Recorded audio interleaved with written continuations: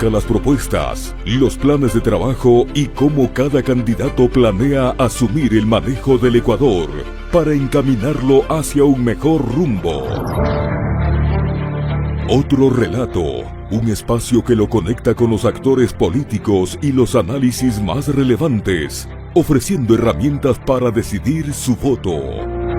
Otro relato, rumbo a las elecciones 2025. Bienvenidos. ¿Qué tal? Bienvenidos y bienvenidas a otro relato electoral. En esta etapa obviamente estamos hablando con candidatos a la presidencia, a la vicepresidencia, a alguno que otro asambleísta, pero nos interesa conocer sobre todo a los líderes de cada organización política. Por eso hemos invitado a uno de ellos, Jimmy Jairala, líder de Centro Democrático y un gran amigo además. ¿Qué tal, Jimmy? Qué gusto Orlando, estar aquí un gusto contigo. estar en tu programa. ¿Cómo te va?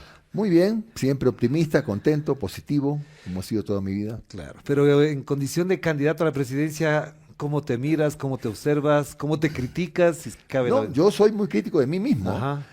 pero yo siento que estamos haciendo las cosas bien. Ya. La referencia más cercana es el debate. Nosotros con el equipo de campaña, el equipito, porque no somos tampoco muchos, Ya. decidimos no usar trolls, no usar granjas de apoyo ni nada, sino que todo sea orgánico. Pero eso entras en desventaja con los aparatos No de los importa, demás. no importa, pero yo prefiero que a mí me Ya. escuche gente real Ya. y prefiero no provocar discusiones inútiles con fantasmas. Pues, por eso es que de todos los candidatos que participamos en el debate, dos tuvimos la más baja crítica negativa. Sí. Uno, que no lo nombro, porque ¿para qué le va a hacer publicidad? Y yo. Ya. Y tuvimos muy buena crítica positiva, pero todo orgánico. Pero lo demás fue... No, de hecho, un Omar Maluk derroche. le escuchaba esta mañana en un programa de televisión y decía que era muy destacable la participación y además la referencia que hacían de tu participación que superaba de las expectativas que él mismo tenía. Claro, porque, pero sobre todo porque la gente que opina vio que yo no estuve apoyado por ninguna granja de nada. Entonces, es más, en toda esta campaña, si tú revisas lo que he hecho, no hay pauta. Claro, sí, sí. No he sí. pautado. No, he visto para esta entrevista, hemos visto algunas cosas, pero entonces, ¿dónde queda Centro Democrático como partido? Muy bien, estamos bien. Pero entonces es un partido pequeño. No es que es un partido pequeño, es un partido que decide que no tenemos que hacer lo mismo que hace todo el mundo. Ya. Estamos haciendo algo diferente, que posiblemente alguien quiera verlo como más arriesgado, pero bueno, ya si todo lo que ha pasado, todo lo que se ha hecho así, nunca ha funcionado bien. Solo al presidente le ha funcionado últimamente. De hecho, Ya. seré muy franco, en el debate para mí no le fue bien. Así es. Ajá. Sin embargo, en toda la narrativa, Así ganó el debate, no sé cómo, porque no lo fue así. Es más, yo creo que le salió el tiro por la culata. No sé si Ya. me desvío un poco del tema, discúlpame. Sí, sí. Le salió el tiro por la culata al mandar a su alfil, que es la candidata de Sociedad Patriótica, a tirársele al cuello a Luisa González, porque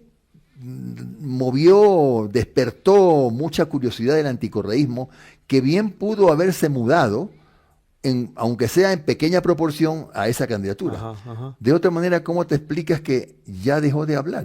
Pero estoy escuchando al analista, al periodista o al candidato. Al periodista, al candidato, al Ya, amigo. porque y al te analista. veo en es lo que que- como candidato Sí, veo ajá. que fue un tiro al pie. Ya. Y por eso veo que ya la mandaron a que se calle. Tú Claro. no dices Sí, nada. sí, Está desapareció. muda en las redes. Pero ¿cómo fue tu encuentro con Daniel Noboa para tocar este tema? A ver, todos nos saludamos bien. Habían unos cubículos llamados camerinos. Sí. Todos nos saludamos. Y Noboa también pasó saludando a todos, menos a dos. Yo creo que no los vio. Creo que fue al señor Escala, a Jorge Escala y a Keiko Tabaki, no lo saludó. Para mí que estaba distraído. No Ya. creo que un acto de cortesía mínimo, ¿no? Pero nos saludamos todos. Incluso después del debate, que para mí, desde mi punto de vista, fue muy mal estructurado, Ajá. igual Sí, te iba a hubo preguntar. cordialidad. ¿Sabes por qué se estructuran mal? Se estructuran mal porque no se dan cuenta los del comité de debate que esto también tiene que ser montado para una audiencia que está viendo un show de televisión, Claro. radio igual, Ajá. pero no tienen a nadie de ningún productor pues entre ellos. Exactamente. Entonces, en un escritorio yo hago maravillas, pues, Sí, hermano. así es. Desde la academia, muy lindo. Pero perdóname, pero este no era un evento para universitarios. Pero discúlpame solamente por este detalle, a pesar de eso, a pesar de que tú y yo como periodistas sabemos todo lo que es el andamiaje mediático, la audiencia fue alta, Sí, comparada con otras. Pero mira, vamos a hacer un mix hoy día, si me lo Así es, permites, así de es, periodista y el Sí, político. después ¿no? vamos a entrar en las Después vamos a la proporciones. política, Ajá. nos zambullimos. Hubo un par de candidatos que fue notorio que el formato los perjudicó. Ya. Porque hay algunos candidatos contextualizan las cosas antes de decirlas. Ajá. Y el formato fue fatal Claro. Ujú. para muchos. A mí no me gustó tampoco el formato. Ya, pero pero me acomodé al formato. Volviendo al tema, ¿cómo se entiende que no solamente en el debate y la evaluación del debate, un presidente de la República que participa como candidato, después de un año donde ha habido cortes de energía, crisis económica, ya el Banco Central habla de recesión económica porque hay 3 trimestres seguidos con crecimiento negativo, con una situación social muy difícil, con una situación de violencia muy difícil, llega a un debate y llega al debate, perdón, con unos buenos números de las encuestas? Tú que manejas temas de encuestas y demás, ¿cómo entiendes eso? Él tiene un formidable equipo mediático, un equipo extraordinario en manejo de redes. Ya. Tiene mucha llegada con la gente joven. Si tú te fijas, la mayor fortaleza de el presidente Noboa no es puntualmente la cantidad enorme de portales que ha abierto en redes, no. Son los mensajes en TikTok. Claro. Son dirigidos al 45% de los votantes. Allí ha funcionado. Son muchachos que apuestan un poco a qué va a pasar más adelante, han creído, han consumido como positivo el mensaje de que un año es muy poco tiempo, y andan en esa onda, ¿no? Los ha divertido. Pero también tiene un aparato gubernamental, tiene cocinas de inducción. Por Tiene a la supuesto. esposa haciendo de influencer en redes sociales, la ministra de Inclusión Económica haciendo campaña. No, la cancha está inclinada Ya, sin duda, ajá. pero la explicación adicional Ya. es que tiene un buen manejo en comunicación. Entonces volvamos entonces al planteamiento. Si tú estuviste bien en el debate, ¿esperas que tu votación crezca en función de lo que están planteando las encuestas Espero que sí, ahora? porque la gente se va a dar cuenta, tarde o temprano, de que el único que fue con propuestas y diciendo cómo las va a financiar fui yo. Ajá. Recuerda tú que dije en el inicio que el gran problema que tenemos con la invasión, con la cooptación de todo el Ecuador del narcotráfico es porque tenemos una frontera donde Colombia tiene sembradas 250.000 hectáreas de Ajá. coca y la llave está abierta. Así es, ajá. Por allí es que entra a raudales la coca todos los días, porque Pero todavía no hay se gente... controla, no Pero hay que control. Claro, a eso voy. Ajá. Todavía hay gente que cree ingenuamente que vienen los avioncitos y aterrizan en la pista clandestina y dejan unos saquitos y se van. Eso no es así. Claro. Es por la frontera norte. Hay un cráter en la frontera norte, Orlando. Así Y hay es. que militarizarla. Hay que militarizarla. Nadie se atreve a hacer eso. ¿Por qué? No lo sé. Porque además ahí sí ocurrió un hecho, no sé si lamentable, ventajoso, o como se quiera ver, cuando firman la paz las FARC con el gobierno de Colombia, de alguna manera se vuelve porosa la frontera. A ver. Las FARC hacían un control de eso. Mira, hoy es el ELN el que maneja toda esa área donde hay paz. Digamos. No van a Bogotá, no amenazan a la ciudad. Así es, Ahora sí. se han quedado ahí sembrando su coquita. Entonces, esa coca es la que se exporta en buena parte de Colombia, pero más de la mitad entra al Ecuador y somos el país de tránsito más importante del mundo. Porque además, no solo que entra, sale por los puertos. Claro. El 85% de la droga en el mundo, y por Ecuador incluido, sale por los puertos. ¿Por qué es tan importante cerrar la frontera a la droga, militarizarla? Ajá. Porque si no entra, no se vende. Si no se vende, no se lava. Si no se lava, no hay negocio ilícito. Pero aquí parecería que hay gente beneficiándose de eso. Hay gente que Bananeras que exportan banano con polvo. Bancos que lavan muchísima plata. Empresas camufladas alrededor de eso. Haciendas que sirven de bodegas en la provincia de Los Ríos, Santa Elena, Guayas, Esmeraldas, Manabí. Yo siempre digo que cuando hay cosas que son tan evidentes es porque a alguien se le daña el negocio. Ya. Y por eso es que no cierran la frontera. En lo que a mí respecta, yo lo he dicho y es un compromiso, Ajá. que cuando yo llego, lo primero que hago es militarizar la frontera norte, La sur, porque en el sur, más que el tema de la droga y el tráfico de combustibles, etcétera, es la entrada de armas, ¿no? Y los puertos, no solo los puertos, digamos, los conocidos, que Esmeraldas, Manta, Guayaquil, Puerto Bolívar, los privados también hay que Hay 17 puertos privados en Guayaquil. Hay que militarizarlos. En y Guayas, yo en Guayas. sí lo voy a hacer. Pero tú vas a militarizar... Y perdón, me falta un detalle para redondear esta parte.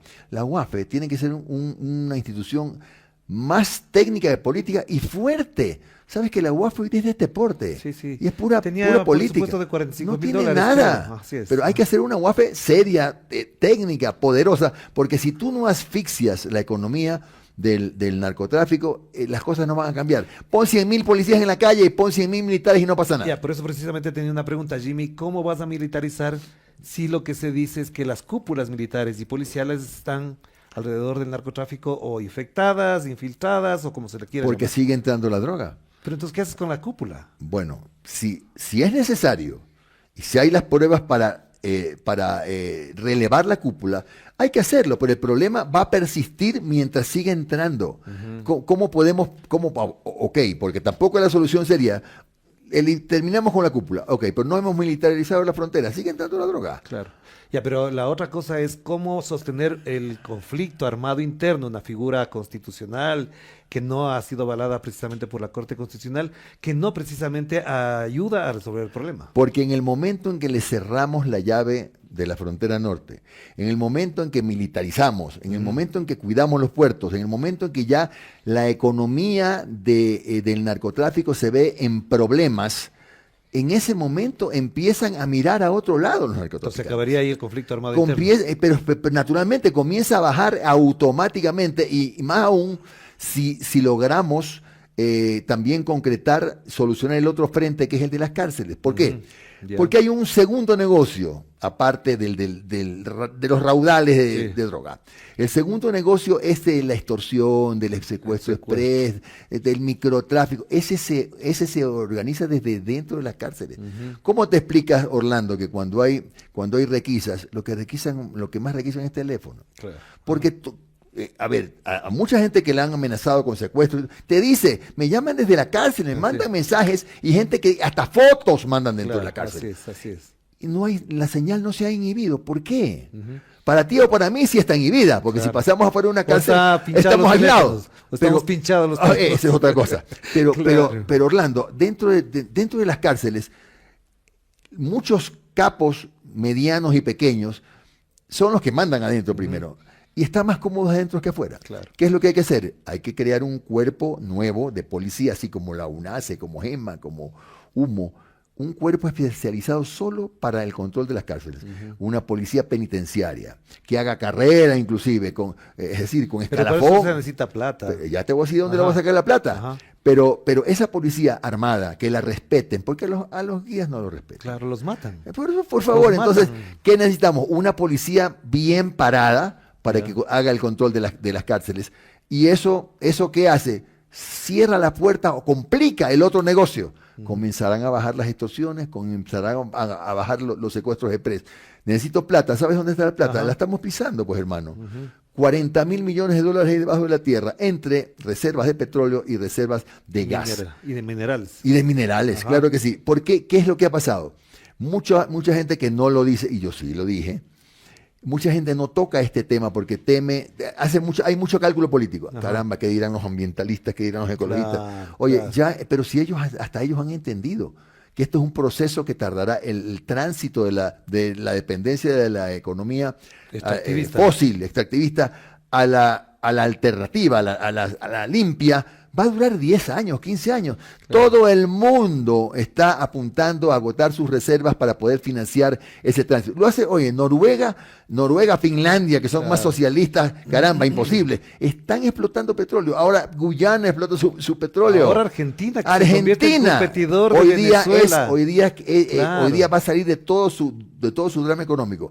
Guardando las distancias, Trump ya ordenó también explotar las reservas para el tránsito a la energía limpia. Entonces uno se pregunta, ¿quién está equivocado? ¿El mundo o nosotros? Claro.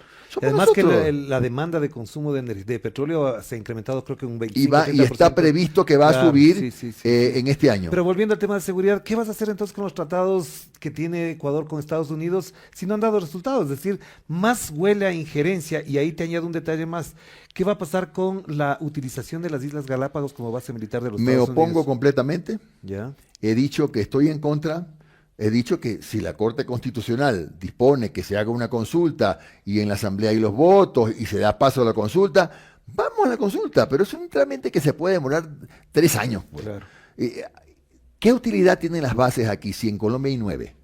9. En Honduras había como 17. Y acá queremos poner una base todavía en Galápagos. Sí, ¿Sabes lo que pasaría si nosotros supongamos que llegamos a un convenio con el gobierno de Francia, para no decir Estados Unidos? Y se desata un conflicto bélico internacional y de las Galápagos, de la base de las Galápagos se hace una operación militar. Exacto. Ya estamos parte de la guerra. Así es. Oye, no tenemos suficientes problemas ya para hacernos cargo de otra Pero guerra. Además de la fragilidad ecológica de las No, Galápagos. ¿cómo va a creer? Yo lo he dicho siempre, yo estoy en contra de las nuevas bases. Pero los dos tratados firmados por Noboa, implementados desde el gobierno de Lazo, ¿qué van a pasar?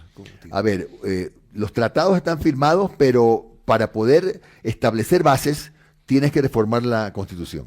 De modo que mientras no reformes la Constitución, son tratados que están allí y tendrán que esperar el trámite regular. Pero entonces, volviendo al tema de seguridad, solamente para finalizar esta parte, ¿hasta dónde crees que efectivamente hay responsabilidades concretas de las autoridades actuales en el nivel de violencia? Somos en el segundo año consecutivo el país más violento de América Latina. Porque nadie ha tomado al toro por los cuernos. Porque nadie ha tenido la entereza, la decisión política no la ha tenido para cerrar las fronteras al paso de la droga. Y eso, dime, si Petro no se va a molestar por eso. A Petro no le importará, supongo que no le importa un comino que nosotros no dejemos entrar la droga. Por último, el problema de Colombia. De hecho, buena parte de los gobiernos neoliberales de Colombia estaban tranquilos porque había un control militar ecuatoriano en la frontera. Y es que ya no hay. Claro. O hay un control militar, pero no de la potencia que se necesita, ni siquiera, y ese control militar tiene que venir acompañado de capacidad operativa. Es decir, no podemos mandar, citar un ejemplo, 2.000 militares y 3 carros. Claro. No, pues, tiene que ser con capacidad operativa. Vamos al otro tema que sí es interesante y es importante que lo tomemos en cuenta y tiene que ver con la situación económica del país. Te decía hace un momento que tenemos una recesión de crecimiento del 2,3% según el Banco Central, no es otra cifra que no sea la del Banco Central. Y frente a eso, lo que plantea Noboa para lo que le queda de gobierno hasta mayo es la misma política económica. ¿Cómo cambiar eso sabiendo que además en este año corresponde pagar más de 3.500 millones de dólares de la deuda? No, te quedaste corto. Entre interna y externa son casi 9.000. Ya, pero al FMI le debemos terrible, pagar 3.500. Sí, solo al FMI. Y el resto, bueno, mira, el problema que pasa en el Ecuador es que todos los presidentes últimos nos han dado la misma fórmula. La primera, quejarse del anterior. Y la segunda, quejarse de que no le dejaron la mesa servida, que la mesa tenía una pata menos. Y entonces la solución siempre es igual, impuestos. Más endeudamiento. Por eso es que el salto del endeudamiento público y privado está en niveles dramáticos. Estamos en 87.000 millones de dólares. Vamos a tener 90.000 si es que seguimos así. No, es terrible. Entonces, ya no podemos seguir dependiendo de que nos caiga un billetito del Fondo Monetario Internacional si tenemos la plata. Claro. Hay cosas que se pueden hacer sin violar la Constitución, ni la soberanía, ni nada. Como por ejemplo, si tenemos un proyecto nuevo para hidroeléctrico, donde hace falta inversión y el Estado no tiene la plata, concesionémoslo. No lo privaticemos, no. Pero la vía de la concesión no implica ni siquiera reformas constitucionales. Pero vas a revisar el acuerdo con el fondo. A ver, yo lo que he dicho es que voy a reperfilar la deuda, lo que significa, no solamente, hay una fórmula que es que el Ecuador asuma nueva deuda más barata para pagarla más cara, y hay un tramo de acreedores con los que no es el fondo, con los que sí puedes negociar una moratoria. Una moratoria no es no te pago porque soy muy chévere. Sino cuando pueda pagarte. Una moratoria es acordada. Claro. Una moratoria no es una decisión unilateral. Y hay un tramo que puede ser, me la voy a jugar para negociar una moratoria. Y otra cosa, tenemos que irnos a la China, sentarnos con el presidente a ver cómo hacemos, porque esa deuda la hemos pagado 3 veces. Pues. Ya, pero con la China son inversión por deuda con inversión. Pero digamos. eso ha significado que la deuda con la China se mantenga en $6,000 millones hace no sé cuántos años. Eso hay que hacer por la vía diplomática, una gestión. El presidente tiene que reunirse con el presidente de la China a ver qué salida se le encuentra. Pero son cosas que se pueden hacer. Aquí, desgraciadamente, todos los que han asumido la presidencia han hecho la misma operación, la operación queja le llamo yo, ¿no? Claro. Llegan a lamentarse, llegan a quejarse, se pasan el primer año quejándose. No, pero además sabe cómo está la situación. Pero tú sabiendo cómo está la situación, por ejemplo, vas a evitar, usar el IVA al 15% sabiendo que necesitas plata líquida inmediata. ¿Sabes por qué lo bajo al 12%? Ajá. Porque contra lo que mucha gente cree, porque han dicho, pues con orgullo, ha subido el 16% de la recaudación, con el IVA al 12% habría subido más, Ajá. porque tú no puedes castigar el consumo en una economía que está deprimida como esta. Lo peor en una economía en crisis como la que vivimos es subir impuestos. Es al revés. Hay que bajar impuestos y generar recursos nuevos, diferentes, de otras fuentes. Y esas otras fuentes son, por ejemplo, en el caso de Petroecuador, yo tengo una fórmula que te la cuento si me lo permites. Mira, Petroecuador, desgraciadamente, porque ha sido siempre parte de la torta, del reparto, tienes una alianza con XY, entonces le das un pedacito de Petroecuador, al otro, tres asambleístas le das otro pedacito. Ajá. ¿Y qué pasa hoy día con Petroecuador? Ya causó metástasis. Quieren quebrarlo. Está arruinado Petroecuador. Y cuando tiene plata, le entregan papeles. Trae acá el billete, toma papeles. Es una fábrica, es una papelería. ¿Qué hay que hacer? Yo propongo crear otra empresa mixta. 51% capital estatal y 49% de capitales privados, limpios, sanos, nacionales o extranjeros, pero que no solamente administre los temas del petróleo y gas, sino también de energía, como Selec, Enel, una gran empresa que hay que buscarle un nombre, energía, qué sé yo. Bueno, también está el modelo de Colombia, en esa lógica, el de PDVSA en Venezuela también, y YPF en Argentina. Pero todo eso funciona, entonces de nuevo, ¿quién es el equivocado? Somos nosotros, no es el mundo, somos nosotros. ¿Qué ventaja tiene este sistema? Que no solamente que inyectas capital fresco, no solamente que mantienes tu 51% Estado para poder constituir una directiva de técnicos, una gerencia técnica. ¿Sabes cuántos gerentes ha tenido Petroecuador en 4 años? 13. 13 gerentes. Y además tú puedes comprar acciones en la bolsa de valores. ¿Pero qué va a pasar con Petroecuador entonces? ¿La dejas ahí? No. A Petroecuador tiene que ser liquidado, rescatar a muchísima gente valiosa, gente de primer nivel. Oye, hay un montón de técnicos. ¿Qué culpa tienen de la politización los técnicos, por ejemplo? Los trabajadores, ¿qué culpa tienen? Ellos no tienen la culpa, pero la empresa como tal ya no funciona. Este es el único país de la región donde perdemos plata con una empresa de ese potencial. ¿Y sabes por qué por qué te subrayo el 51%?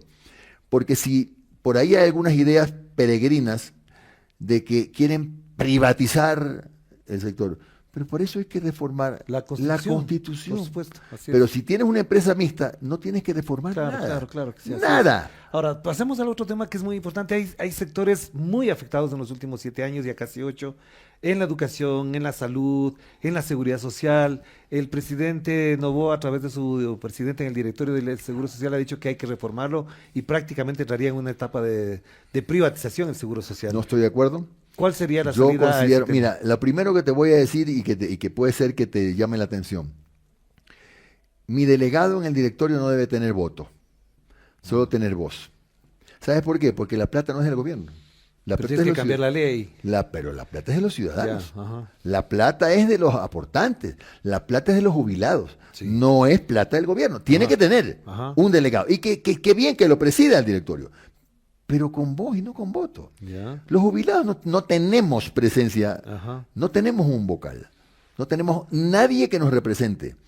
Y realmente hoy, si tú te pones a revisar la estructura de la dirección del seguro, encuentras que 3 personas deciden por el 36% de afiliados que hay en el Ecuador. 3 personas. Eso no puede ser. Hay que diversificar ese directorio Y sí, y darle un entorno técnico al manejo del seguro social. Porque si no, cada 2 años, cada 2 meses, van a sacarnos la foto del cuco, ¿no? Sí. Cuidado, jubilado, ya no va a haber plata para ti, ¿eh? Después de, tenemos para 2 años más. Eso no puede ser ya. Claro. Ahora, en el campo de la educación, ¿qué hacemos? Porque la inversión cayó prácticamente $2.500 millones que debían haber estado en inversión de salud y educación. No están. Claro. Bueno, mira, en el campo de la educación no solamente que hay que regresarle ese recurso que lo bajamos, que se lo bajó el gobierno, y con la plata que te digo que el país sí tiene, sí hay de dónde, sino que también hay que pensar en otras alternativas. Que puede servir incluso para fortalecer el IES. Fíjate, que podemos hablar de educación dual, como en Alemania, que los chicos de 5º y 6º año de colegio, en la mañana estudian y en la tarde hacen prácticas, sea por vía virtual o personal, en empresas que les pagan un salario que no es el básico, pero un salario regular, pero los afilian al seguro. Claro. Entonces, estos jóvenes en el Ecuador perfectamente pueden ser afiliados al seguro. Y alimentar la... ¿Y sabes cuántos jóvenes van...? ¿Cuál es la ventaja para las empresas? Yo les doy yo les hago un descuento tributario, por ejemplo. Ajá. Yo les doy un premio a las empresas que acepten incorporar en su nómina a los jóvenes. Porque hubo un proyecto que apuntaba a garantizar el trabajo de los jóvenes, que lo vetó completamente el presidente. Así es. ¿Te acuerdas? Yo lo voy a reactivar. Y voy a esperar los 11 meses que faltan, porque eso es importante. Cuando ya no es optativo, sino obligatorio que la empresa, a cambio de beneficios tributarios, contrate a los jóvenes, pero si ahí había una gran oportunidad. No entiendo por qué, ni siquiera sé quién lo propuso. Claro. Pero me parecía bueno. Claro, estaba bien hasta un cierto punto, pero de todas maneras no le convenía porque era más fácil regalar plata. Eso. Por otro lado, en plena campaña electoral. Entonces le convenía a ver, fue un tema de celos, hay que reconocerlo y así fue, pero yo lo voy a reactivar, voy a esperar el tiempo, ese tiempo. Y otra cosa, en cuanto a la educación y a los problemas que hay en las universidades, por ejemplo, con los cupos. Así es. Tenemos que pensar ya hoy, en el siglo XXI, en que también se puede, de alguna manera, solucionar este problema, no solo dándole más plata a las universidades privada, peor todavía, sino con la educación virtual para estos jóvenes que no tienen cupo, porque a veces, ¿sabes qué pasa? A veces hay hasta problemas de espacio en las universidades, que no tienen aulas.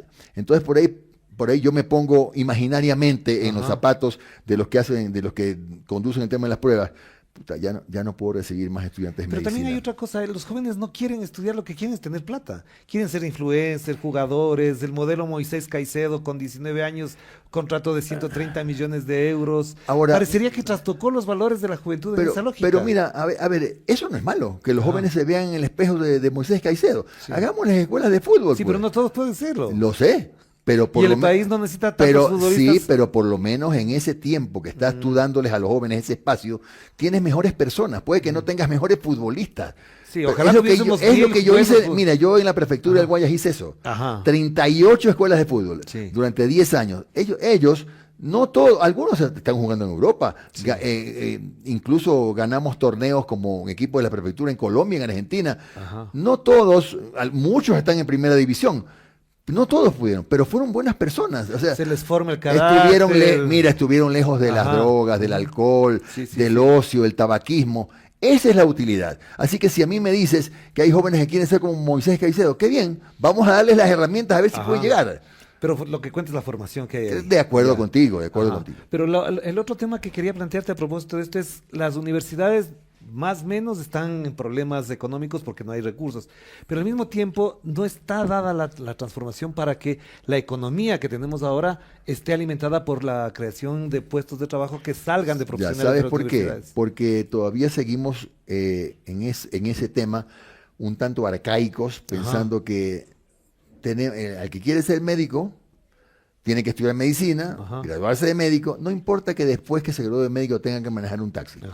Porque el problema es que no hay esa orientación vocacional que por lo menos le guía al joven a decir, a ver, joven, tú quieres ser médico, pero te anticipo y te pongo en conocimiento que con la inteligencia artificial hay X, Y, Z, 25 carreras nuevas, en 2 años tienes un título de primer nivel, de tercer nivel, perdón, Y eso lo pueden hacer los institutos tecnológicos, Ya, de acuerdo. no solo las universidades. Pero no quiero dejar de tocar un tema que sí es muy importante y tiene que ver con todo esto, porque puedes tener un buen plan de gobierno para la educación, para la salud, la energía, pero también atravesamos por una situación que es muy crítica porque todo se traslada a la justicia. ¿Qué hacemos con la justicia? ¿Qué hacemos con jueces corruptos, con una fiscal que no funciona o una fiscalía que no funciona adecuadamente, sino que tiene una mirada muy particular para los casos de justicia? ¿Hasta dónde un ejercicio político de un gobernante como Jimmy Jairala puede generar a través de eso una justicia que haga justicia? Hay que sacar las garras de la politiquería de las instituciones del Estado. Yo digo que, por ejemplo, yo no puedo decir que hay dinero sucio en el CNE, en el Tribunal Constitucional. No puedo decirlo, porque eso es político. O no sabemos, por ejemplo, que en el CNE, lo digo con respeto porque todos son amigos míos, pero cada vocal tiene un dueño. Claro, o no sabemos que hay una mayoría del gobierno nacional, por ejemplo, en el contencioso electoral. ¿Tú confías en el O no Consejo sabemos Nacional que hay Electoral? hoy una nueva mayoría en el Consejo de Participación, en todas partes. Pero tú Todo confías está en estas politizado. elecciones confías en el CNE para estas elecciones, porque todo el mundo habla de que puede hacer para... Yo siempre he tenido dudas, sobre Ya. todo en Guayas. Sobre todo en Guayas. Pero, bueno. Porque hubo un antecedente. Estaba revisando unos informes de Contraloría de las elecciones del 21, donde el Centro Democrático auspiciaba la candidatura de Andrés Arauz, y ahí hay evidencias muy palpables de irregularidades. Bueno, tú sabes que ha habido también en la penúltima participación mía de candidato a alcalde de Guayaquil, Así es, ajá. 6 horas de apagón hubo. Ajá.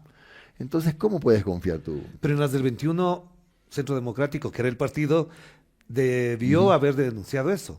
Bueno, acuérdate que en su momento el tema incluso de las candidaturas, nosotros partidos, Ajá. teníamos 5 candidatos Ajá. de toda la nómina, Sí, 5, sí. Ajá. de los cuales entraron 4 Ajá. y de los cuales los 4 se quedaron en la Revolución Ciudadana. Ujú. Pero después de eso, aprovecho yo más bien para engancharme en un tema que me gustaría dejarlo centrado en tu programa. Ajá.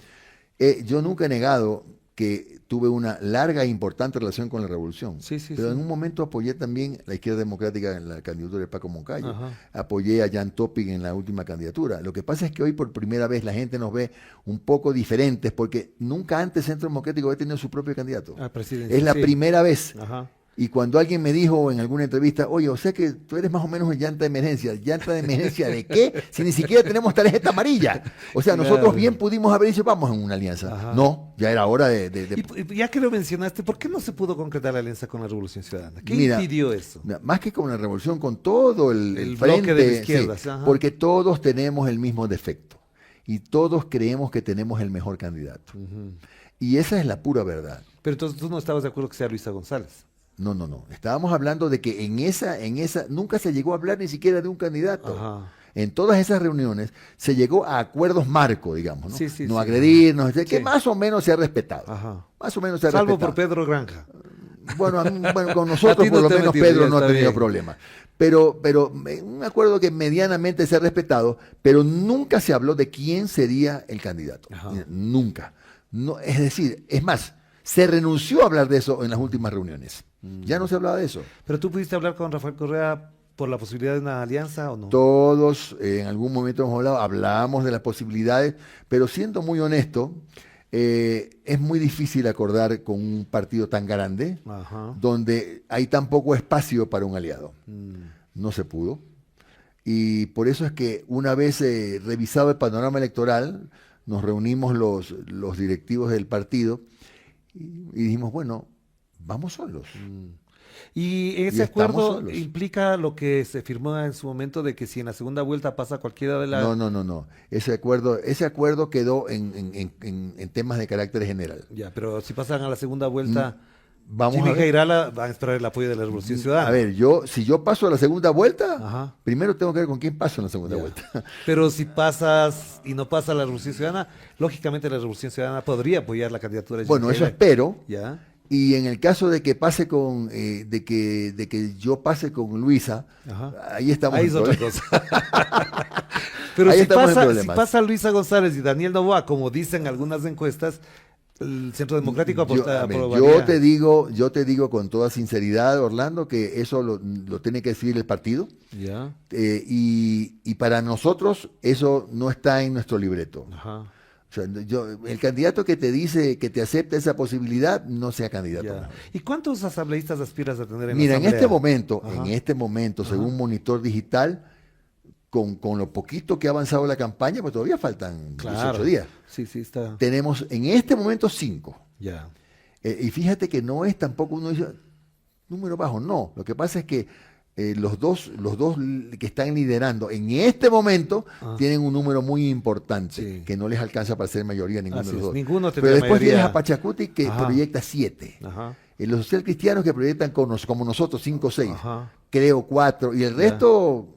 Es que a veces se piensa que Nada. Jimmy Jairala u otro líder de otro partido lo que hace es presentarse a las elecciones presidenciales para meter asambleístas, no precisamente para ganar. Pero la pregunta del millón es esta: ¿cuándo hemos tenido candidato propio?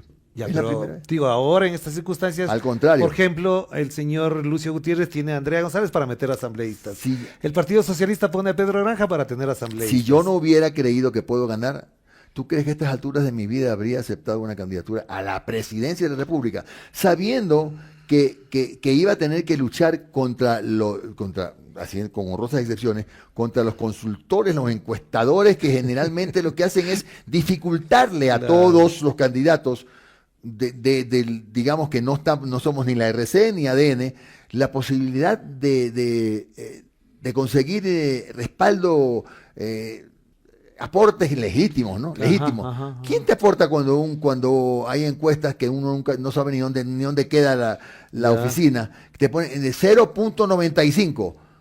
Y entonces resulta que la riegan, la pautan, y hay algunos que se creen de eso. algunos que se creen esas cosas. Pero también, y tú vas a buscar un oficio, pero hermano, si usted tiene, que no tengo esto, la verdad es esta. Ya. Pero le han dado mucho vuelo.